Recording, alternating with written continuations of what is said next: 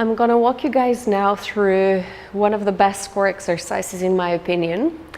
When I say core, I'm not referring strictly to the rectus and transverse, the front of the abdominal wall, but also the obliques and the muscles that frame the lower back and the glutes, of course. We're going to come in a supine position, lifting the legs up, moving the heels as far from the sitting bones as you can, producing this way a straight leg.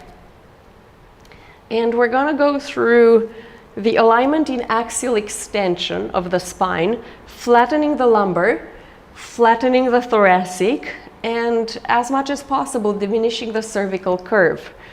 So taking the crown of the head as far from the base of the neck as you possibly can. The arms are going to reach up.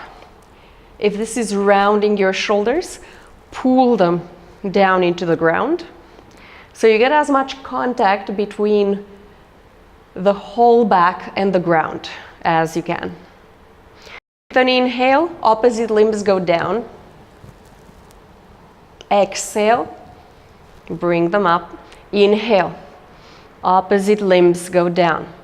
Exhale, bring them up. Continue. Every time aware of your deep core.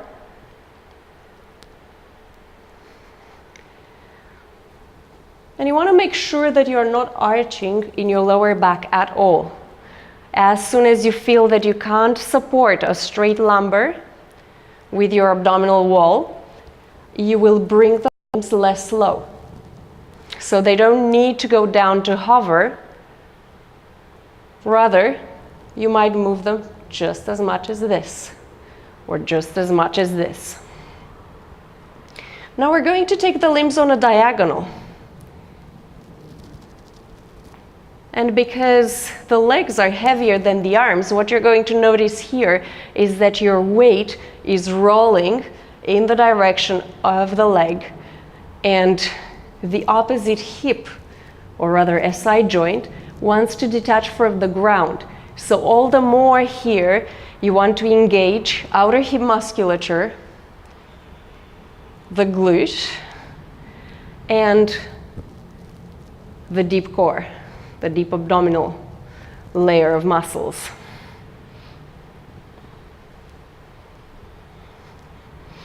And then we're going to take the limbs perpendicular on the torso.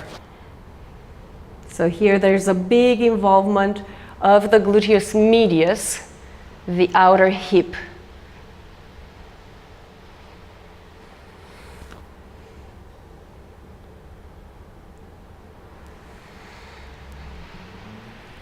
Again, don't let yourself roll. You're pressing every time, opposite SI joint into the ground.